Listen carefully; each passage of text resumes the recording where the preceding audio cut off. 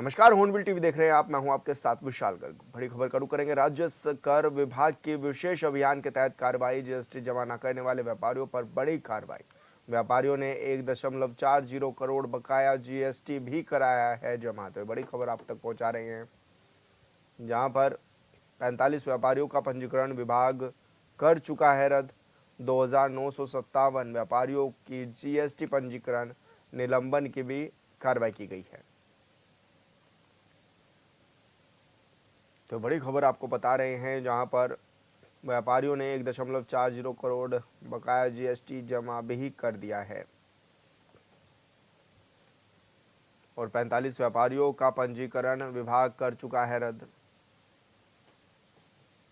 तो बड़ी खबर आपको बता रहे हैं, जहां पर 2,957 व्यापारियों की जीएसटी पंजीकरण निलंबित भी की गई है। राज्य कर विभाग के विशेष अभियान के तहत यह कार्रवाई भी जारी है और जीएसटी जमा न करने वाले व्यापारियों पर अब कार्रवाई भी विभाग करता हुआ नजर आ रहा है। व्यापारियों ने 1.40 करोड़ बकाया जीएसटी भी अब जमा करा दिया है।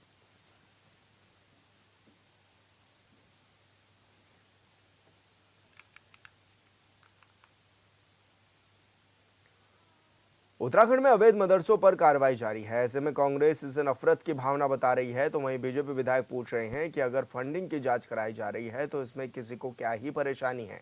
साथ ही बीजेपी विधायक शिव अरोड़ा ने राज्य के तमाम मुद्दों पर हॉर्नबिल टीवी से खास बातचीत की है। पूर्व से विधायक शिव अरोड़ा जी हमारे साथ मौजूद हैं। अरोड़ा जी, जिस तरह से ताबड़तोड़ कार्रवाई मदरसों पर देखने को मिल रही है, किस रूप में आप उसको देख भी रहे हैं और क्या कहेंगे, जो कार्रवाई है वो पूरी तरह से ठीक है? देखिए, देवभूमि है और देवभूमि हमारी अध्यात्म और धर्म की पूरे विश्व में एक आस्था का केंद्र है। इसकी संस्कृति को संरक्षित रहना सबसे महत्वपूर्ण है। हमारे यशस्वी मुख्यमंत्री पुष्कर सिंह धामी जी इस संकल्प के साथ कि देवभूमि की संस्कृति सुरक्षित रहे, सभी विषयों को लेकर चल रहे हैं, चाहे लैंड जिहाद है, लव जिहाद है, सारे विषय। जहाँ तक मदरसों का विषय है और उसमें अवैध मदरसों का विषय है, बात मदरसे की नहीं है। अवैध मदरसे जिस तरीके से हर गली मोहल्ले में इस तरीके से चल रहे हैं और वो कहीं ना कहीं एक ऐसा केंद्र बनते चले जाते हैं कई बार, क्योंकि उन पर कोई नियंत्रण नहीं है, उनकी कोई मान्यता नहीं है। इस कारण से उसके दो नुकसान होते हैं। पहला नुकसान है शिक्षा का स्तर। स्वाभाविक रूप से चाहे अल्पसंख्यक समाज के बच्चे भी हैं, उन्हें भी निश्चित रूप से एक स्तर की शिक्षा मिलनी चाहिए, जिसका नियामन हो, जिसका रेगुलेशन हो, वहाँ मूलभूत सुविधाएं होनी चाहिए। साथ ही साथ कई बार कट्टरता के आधार पर वहाँ सांप्रदायिकता, अलगाववादी गतिविधियाँ इसका भी केंद्र बन जाते हैं। इसका एक बहुत बड़ा उदाहरण अगर आपको ध्यान होगा कि जब गैरसैंण में सत्र था, उस समय एक रुद्रपुर के पास किच्छा विधानसभा का एक मदरसा और वहाँ पर एक मस्जिद थी, मस्जिद के ऊपर एक मदरसा था। वहाँ का एक विषय निकल के आया कि वहाँ का जो मौलवी था मदरसे का, 6 मासूम बच्चियाँ 6 साल से लेकर 14 साल तक की, उनके यौन शोषण का एक ऐसा विषय निकल के आया था जो बहुत ही भयावह था, दिल को दहला देने वाला था। जो उनके पे काले जादू की बातें करता था, जो कहता था कि मेरे जिन्न मेरे कब्जे में हैं, अगर तुम किसी अपने माँ बाप को बताओगे तो मैं उस जिन्न से तुम्हारे माँ बाप को मरवा दूंगा। और इस तरीके से उन बच्चियों का यौन शोषण करना, कल्पना करें 5 साल 7 साल 14 साल की मासूम बच्चियां, और उनका मौलवी यौन शोषण एक दिन लगातार कर रहा था। जब ये विषय निकल के आया और इस विषय को किसी विपक्षी नेता ने नहीं उठाया, और जब उसके माँ बाप को, उनके माँ बाप को पता चला और वही मुस्लिम लोग ही, और उन्होंने उस मौलवी का विरोध किया, तो उसी समाज का एक बहुत बड़ा वर्ग उस मौलवी के समर्थन में खड़ा हो जाता। कल्पना करें अगर वो कहीं और विद्यालय होता तो निश्चित रूप से अगर उसका कोई भी अध्यापक होता तो मुझे लगता है पूरा समाज निकल के उसके विरुद्ध खड़ा होता, उसकी सजा के लिए होता, उसे होता कि सार्वजनिक रूप से सजा दी जाए, चौराहे पर लटका दिया जाए, एक आक्रोश आता। लेकिन एक मौलवी मासूम बच्चियों का यौन शोषण लगातार करता चला आ रहा, और उसी के साथ के उसी समाज के कई लोग उसके समर्थन में आ जाएं, मुस्लिम समाज के, इससे ज़्यादा शर्मनाक चीज़ हो नहीं सकती। तो ये विषय मैंने स्वयं ही गैरसैंण के विधानसभा सत्र में उठाया था कि जो अवैध मदरसे हैं, ये अवैध मदरसे इस प्रकार की अनैतिक गतिविधियों का केंद्र भी बनते चले जा रहे हैं और इनकी जांच होनी चाहिए। और मैंने माननीय मुख्यमंत्री जी से निवेदन भी किया था और आज माननीय मुख्यमंत्री के नेतृत्व में ये जो अवैध मदरसे हैं उन पर इस प्रकार की निर्णायक कार्रवाई चल रही है। निश्चित रूप से शिक्षा के स्तर अल्पसंख्यक बच्चों के लिए उसके लिए भी जरूरी है और ये सांप्रदायिकता का केंद्र ना बने, ये किसी भी प्रकार के अलगाववाद या आतंकवादी गतिविधियों का केंद्र ना बनते चले जाए, उनका संरक्षण ना बनता है और देवभूमि की संस्कृति सुरक्षित रहे, इसके लिए बहुत ही सराहनीय कदम है और इस पर निर्णायक कार्रवाई जो माननीय मुख्यमंत्री जी ने की, मैं उसका बहुत बहुत स्वागत करता हूँ। अच्छा भाई साहब, क्योंकि फंडिंग की जांच करना चाहती है राज्य सरकार और ऐसे में कुछ विधायक भी ऐसे हैं, चाहे तो वो लक्सर से मोहम्मद शहजाद हो, वो भी ये कह रहे हैं कि जो एक तरफा है ये कार्रवाई हो रही है, मुस्लिम है इसलिए कार्रवाई हो रही है और विपक्ष भी इसको तूल दे रहा है। किस रूप में आप इसको देख रहे हैं? फंडिंग की जांच कितनी सही है? निश्चित रूप से होनी चाहिए, क्यों नहीं होनी चाहिए। एक बात तय माने भी शिक्षा का नियमन क्यों नहीं होना चाहिए, शिक्षा रेगुलेटेड क्यों नहीं होनी चाहिए। उन मदरसों को मान्यता प्राप्त करने या सरकारी एजेंसियों के साथ रजिस्ट्रेशन कराने में समस्या क्या है, इसमें किसी को आपत्ति क्या हो सकती है। और ये फंडिंग है, फंडिंग की जांच क्यों नहीं होनी चाहिए, किसे नहीं पता। ये तो ठीक है कि देश के यशस्वी प्रधानमंत्री नरेंद्र मोदी जी और अमित शाह जी गृह मंत्री के नेतृत्व में आतंकवादी घटनाएं अब बहुत कम हो गई, वरना हिंदुस्तान ने क्या दौर नहीं देखा, कहाँ बम फट जाएगा, कहाँ आतंकवादी घटनाएं हो जाएंगी। सबसे प्रोमिनेंट सूचना ट्रेन और बसों में यही होती थी कि आप आसपास के अपने बैग को पहले चेक कर ले कि उसके अंदर कोई विस्फोटक पदार्थ तो नहीं है, कोई अगर आपको वहाँ पर कोई भी लावारिस वस्तु मिलती पहले उसे चेक कर ले। तो ऐसा भय का वातावरण रहता था। तो आतंकवादी जो है गतिविधियों के लिए उनके ये कई बार इस प्रकार के मदरसे केंद्र बनते हैं और देश विरोधी तक शक्तियाँ जो देश में अराजकता फैलाना चाहती है, सांप्रदायिकता फैलाना चाहती हैं, उनके लिए बहुत बड़े केंद्र रहे हैं हमेशा। प्रतापगढ़ के मदरसों में आतंकवादियों, कितनी आतंकवादी पकड़े गए यूपी के अंदर। आतंकवादी आजमगढ़ जो है गढ़ रहा है आतंकवादियों के वहाँ के मदरसे। तो क्यों नहीं इनकी फंडिंग की जांच होनी चाहिए? क्या देवभूमि की में किसी तरीके की ऐसी गतिविधियों को पनपने का अवसर दिया जा सकता है? पूरी जांच होनी चाहिए और उनकी जड़ तक जाना चाहिए और अगर उसमें किसी भी प्रकार की ऐसी कोई लिप्तता पाई जाती है तो उनके खिलाफ कठोर कार्रवाई होनी चाहिए। अच्छा भाई साहब, क्योंकि मुख्यमंत्री धामी जी ने 3 साल का कार्यकाल पूरा किया है, किस तरह की उपलब्धियां आप उनकी देख भी रहे हैं इन 3 सालों में, क्योंकि विपक्ष तो फेल कार्यकाल बता रहा है। विपक्ष के कुछ कहने ही नहीं, खिसियानी मिल रहे खंबा नोचे। 3 वर्ष में जो जिस प्रकार की उपलब्धियां माननीय मुख्यमंत्री पुष्कर सिंह धामी जी के नेतृत्व में रही हैं, उत्तराखंड को लेके इससे प्रधानमंत्री नरेंद्र मोदी जी ने एक वक्तव्य दिया जब वह हमारी केदार भूमि में आए कि आने वाला दशक उत्तराखंड का दशक है और हमारा युवा नेतृत्व पुष्कर सिंह धामी जी का नेतृत्व उस संकल्प को पूरा करने में निरंतर लगा हुआ। हमने कल्पना की थी कि यूसीसी जिसके नाम से पूरे देश भर में होता था सांप्रदायिकता हो जाएगी, दंगे हो जाएगी और हमारे संविधान निर्माताओं की मंशा थी कि समान नागरिक संहिता लागू होनी चाहिए। माननीय उच्चतम न्यायालय ने कितनी बार निर्णय दिए कि माननीय समान नागरिक से, लेकिन माननीय पुष्कर सिंह धामी जी की इच्छा शक्ति के कारण से आज देश का एक नेतृत्व करने वाला राज्य उत्तराखंड बन चुका है। कठोरतम नकल विरोधी अधिनियम, किस प्रकार के माफिया, किस प्रकार के सिंडिकेट चलते थे, आज पारदर्शिता के साथ युवाओं को नौकरी मिल रही है। महिलाओं के आरक्षण का बिल है तो 30% महिलाओं का आरक्षण सरकारी सारी नौकरियों में माननीय पुष्कर सिंह धामी ने दिया। जब से राज्य बना तो राज्य आंदोलनकारियों को आरक्षण मिलना चाहिए। कितनी सरकारें आई चली गई, किसने दिया? माननीय मुख्यमंत्री पुष्कर सिंह धामी ने दिया। और कठोरतम धर्मांतरण विरोधी अधिनियम, अब मान के चले देवभूमि की संस्कृति सुरक्षित रखने के लव जिहाद को रोकना बहुत जरूरी है, तो कठोरतम धर्मांतरण विरोधी अधिनियम आया। और हम देख रहे हैं कि अर्थव्यवस्था की दृष्टि से उत्तराखंड की जो क्या कहते हैं कि जो एवरेज हमारी जो आय है जो हमारी यहाँ की, वो भारत के एवरेज से कई ज़्यादा आगे है। ईज ऑफ बिजनेस डूइंग में उत्तराखंड सर्वश्रेष्ठ स्थिति में इस समय खड़ा हुआ।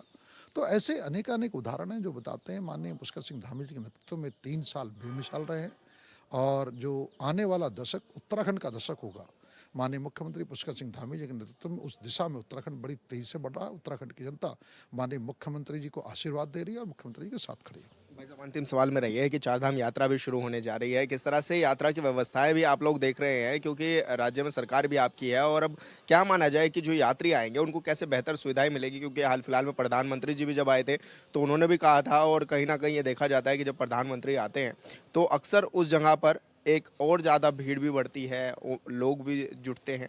किस रूप में आप इसको देखते हैं चारधाम यात्रा को? स्वाभाविक रूप से देखिए, देवभूमि में पूरे विश्व का श्रद्धालु आता है, चारधाम यात्रा के लिए आता है, बाबा केदार की भूमि में आता है, बद्री विशाल की भूमि में आता है। और हमारी माननीय पुष्कर सिंह धामी जी की सरकार, उसके नेतृत्व के कारण से जिस प्रकार से देवभूमि में यात्रा को लेके पूरे देश विश्व में एक आकर्षण बढ़ा है, एक विश्वास बढ़ा है, उस कारण से तीर्थ यात्रियों की संख्या भी कई गुना बढ़ चुकी है। और माननीय मुख्यमंत्री पुष्कर सिंह धामी जी के नेतृत्व में हमारी सरकार पूरी तरीके से उन यात्रियों के आवभगत के लिए, यात्रियों को मूलभूत सुविधाएं देने के लिए, यात्रियों को एक धार्मिक आध्यात्मिक वातावरण देने के लिए संकल्पित है।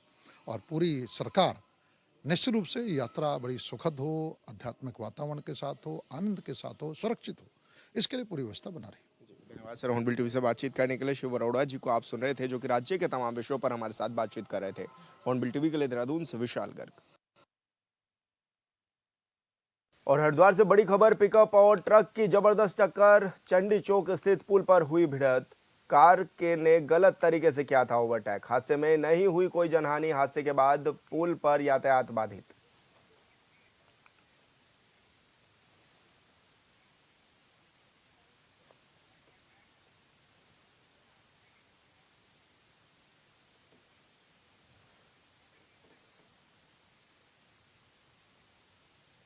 हरिद्वार में अवैध खनन का कहर थमने का नाम नहीं ले रहा है। खनन माफियाओं की गुंडागर्दी का ताजा मामला फिर सामने आया है, जहां किसानों को निशाना बनाने की कोशिश की गई। बीते हफ्ते भेल के सुरक्षा कर्मियों पर ट्रैक्टर चढ़ाने का प्रयास भी किया गया, जिसका वीडियो भी सोशल मीडिया पर तेजी से वायरल हो रहा था। अब किसानों के बीच गाली गलौज और मारपीट का मामला भी सामने आया है, जिसका वीडियो भी इंटरनेट पर खूब तेजी से वायरल हो रहा है। वीडियो में माफियाओं की दबंगई साफ देखी जा सकती है।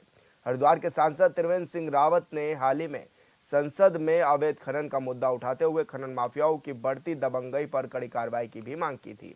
उन्होंने कहा है कि खनन माफिया बेखौफ होकर प्रशासन और कानून व्यवस्था को ठेंगा दिखाने का काम कर रहे हैं। चारधाम यात्रा शुरू होने से पहले ही चारधाम यात्रा को सुगम और सुरक्षित बनाने के लिए टैक्सी मैक्सी संगठन लगातार शासन और परिवहन विभाग के अधिकारियों के साथ मुलाकात कर रहा है। वहीं उत्तराखंड टैक्सी मैक्सी महासंघ के अध्यक्ष सुंदर सिंह पवार ने बताया है कि उन्होंने मांग की है कि उत्तराखंड की टैक्सियों मैक्स के लिए 4 धाम रजिस्ट्रेशन समान की जाए, जिससे लोगों को रोजगार भी मिल सके।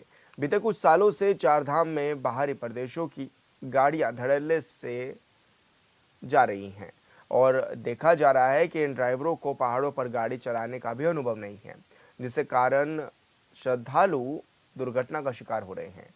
उन्होंने मांग की है कि बाहरी राज्यों के वाहनों को 15 दिन की यात्रा फिटनेस दी जाए और 12 साल पुरानी गाड़ियों में पुरानी दर से ही फिटनेस फीस ली जाए।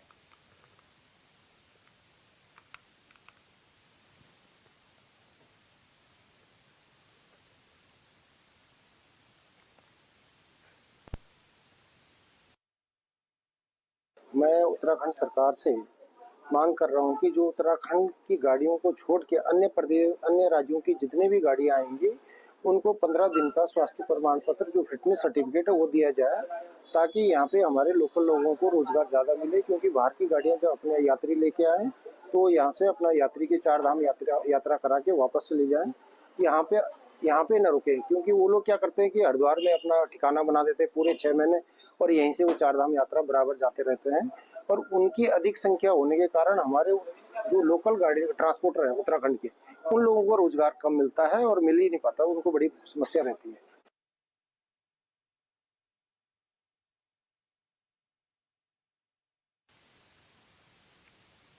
देहरादून में सड़कों और फुटपाथों पर अतिक्रमण करने वाले लोगों की अब खैर नहीं होगी। देहरादून नगर निगम फुटपाथ पर रेहड़ी लगाने वालों के खिलाफ जल्द ही कार्रवाई करेगा। शहर को 5 जोनों में भी बांटा जाएगा। सड़कों में और फैले अतिक्रमण के कारण आए दिन हादसे होते रहते हैं। नगर आयुक्त नमामि बंसल ने कहा है कि जगह जगह देहरादून के वार्डों में भी कैमरे लगाए जाएंगे। इन्फोर्समेंट टीम भी अतिक्रमण को हटाने का काम करेगी।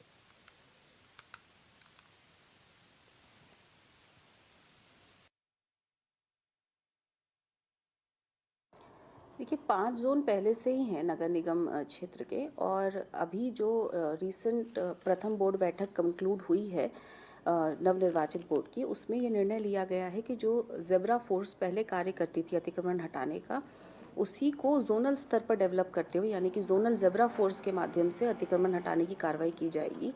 और साथ ही साथ विभिन्न वार्ड्स में सीसीटीवी कैमरे भी लगाने की योजना है। इसका भी प्रस्ताव माननीय बोर्ड द्वारा पास किया गया है।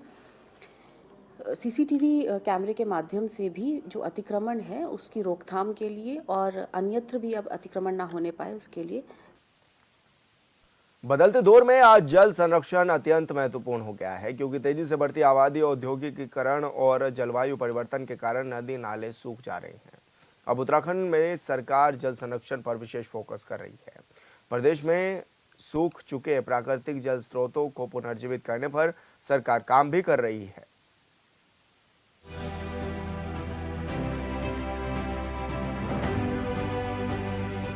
उत्तराखंड में जल संरक्षण अभियान 2025। सीएम धामी ने किया भागीरथ ऐप लॉन्च। हिमालय राज्य उत्तराखंड में बीजेपी की डबल इंजन वाली सरकार है और सरकार का दावा है कि जल संरक्षण को लेकर सरकार गंभीरता से काम कर रही है।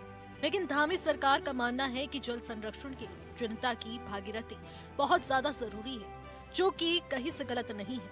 सिर्फ सरकार के भरोसे जल संरक्षण संभव नहीं है। लिहाजा अब सरकार ने भागीरथ ऐप लॉन्च किया है, ताकि प्रदेश के किसी भी इलाके में अगर जल स्रोत सूख गए हैं तो उसको सरकार पुनर्जीवित कर सके। मुझे बताते हुए खुशी हो रही है कि विगत वर्ष इस अथॉरिटी ने विभिन्न विभागों के मध्य सहयोग करके, उनके साथ समन्वय स्थापित करके प्रदेश के लगभग 6500 से अधिक जल स्रोतों के संरक्षण एवं उपचार के लिए काम किया है और लगभग 3.12 मिलियन घन मीटर वर्षा का जल संचयन करने में भी सफलता प्राप्त की है। इसके साथ ही इस अथॉरिटी द्वारा एक और जहां मैदानी क्षेत्रों में जो केंद्रीय भूजल बोर्ड के सहयोग से भूजल रिजर्व हेतु विभिन्न प्रयास किए जा रहे हैं, वहीं प्रदेश की नदियों को पुनर्जीवित करने के अपने प्रथम चरण में तकनीकी एवं वैज्ञानिक दृष्टिकोण के आधार पर न्यार है, सोंग है, उत्तर वाहिनी, सिप्रा एवं गौड़ी नदी के उपचार के लिए IIT रुड़की एवं NIH रुड़की के सहयोग से विस्तृत परियोजना रिपोर्ट भी तैयार की जा रही है। इसके अतिरिक्त भी हम प्रयास करेंगे। इसके अतिरिक्त भी ये पहले चरण में इतना लिया गया है, आगे चलकर जहां भी आवश्यकता होगी उसको विस्तार देंगे। ऐप के जरिए ऑनलाइन दे जानकारी, QR कोड से जल स्रोतों की दे जानकारी, आप दे जानकारी, सरकार करेगी काम। राज्य के मुखिया पुष्कर सिंह धामी कहते हैं कि शहर से लेकर गांव तक जल स्रोतों को पुनर्जीवित करने के लिए अभियान चलाया जाएगा, ताकि किसी भी इलाके में पानी की समस्या नहीं हो। उन्होंने कहा कि जरूरत है कि बुजुर्गों से पूछा जाए कि पहले कहां-कहां किस-किस इलाके में जल स्रोत थे, जिनसे आसपास के इलाकों की प्यास बुझती थी। उन्होंने कहा पहले के जमाने में जल स्रोतों की पूजा पाठ की जाती थी, लेकिन आज कई इलाकों में नदी, तालाब, कुएं सूखते जा रहे हैं। भाइयों बहनों, हमारी सरकार प्रदेश के जल स्रोतों के संरक्षण के लिए प्रत्येक स्तर पर प्रयास कर रही है। यदि हम इसको एक जन आंदोलन बनाने में सफल रहे तो वो दिन दूर नहीं है जब हम अपने जल स्रोतों का पुनः संरक्षण करने में, उनका रिचार्ज करने में, उनको पहले जैसी स्थिति लाने में सफलता प्राप्त करेंगे। इसलिए आज के इस अवसर पर आप सबके माध्यम से मैं सभी प्रदेशवासियों से यह आह्वान करना चाहता हूं कि भागीरथ ऐप को अपने मोबाइल फोन में अवश्य डाउनलोड करें और जिस प्रकार राजा भगीरथ ने अपने तप से, अपने संकल्प से मां गंगा को धरती पर उतारने का काम किया, उसी प्रकार अपने क्षेत्र के संकटग्रस्त, सूख चुके और जिनकी पहचान भी नहीं है, ऐसे जल स्रोतों को पुनर्जीवित करने में आप सभी अपना योगदान दें, सुनिश्चित करें। ऐप के जरिए गांव-गांव पहुंचने की है तैयारी। बुजुर्गों से पूछे पहले कहां-कहां थे जल स्रोत। वर्षा जल संचयन पर प्रदेश में काम है जारी। कई नदियों को पुनर्जीवित करने पर काम। उत्तराखंड के सीएम पुष्कर सिंह धामी ने बताया कि सभी विभागों के सहयोग से 6500 से ज्यादा जल स्रोतों के लिए संरक्षण और उपचार के लिए काम किए हैं। साथ ही वर्षा का जल संचय पर काम किया गया है। उन्होंने कहा कि केंद्र भूजल बोर्ड के सहयोग से प्रदेश की कई नदियों को पुनर्जीवित करने का काम किया जा रहा है। सीएम ने कहा कि इसके लिए तकनीकी और वैज्ञानिक सहयोग भी लिया जा रहा है। मुझे पूरा भरोसा है कि आप सब जरूर इस दिशा में काम करेंगे ना सब लोग। बताइए, जोर से बताइए। भागीरथ ऐप डाउनलोड करेंगे ना। नौले, धारे, गधेरे, जल स्रोत, तालाब, इनका संरक्षण करने में अपना योगदान देंगे। चलिए, और आप सबकी आवाज भले ही कम आई, लेकिन मैं आपकी मनस्थिति को पढ़ सकता हूं। क्यों कम आई ना आवाज? अरे अब इसमें तो जोर से आ जानी चाहिए। कम आई कि जोर से आई? हम सब मिलकर देवभूमि उत्तराखंड के स्रोतों का संरक्षण करने में अवश्य सफल होंगे। पहाड़ में सूख गए हजारों जल स्रोत, जल स्रोतों को ट्रीटमेंट की है जरूरत। भागीरथ ऐप लॉन्च के दौरान मुख्यमंत्री ने कहा कि बीजेपी की सरकार जल संरक्षण, जल संचयन को लेकर कई तरह के काम कर रही है। उत्तराखंड में 1150 से ज्यादा सूखे जल स्रोतों को पुनर्जीवित करने की जरूरत है। एक रिपोर्ट के मुताबिक प्रदेश के 77 स्रोतों का जल स्तर 75% से अधिक सूख चुका है। राज्य के 330 स्रोतों के बहाव में। और फिलहाल इस बुलेटिन में इतना ही। आप देखते रहिए हॉर्नबिल टीवी। नमस्कार।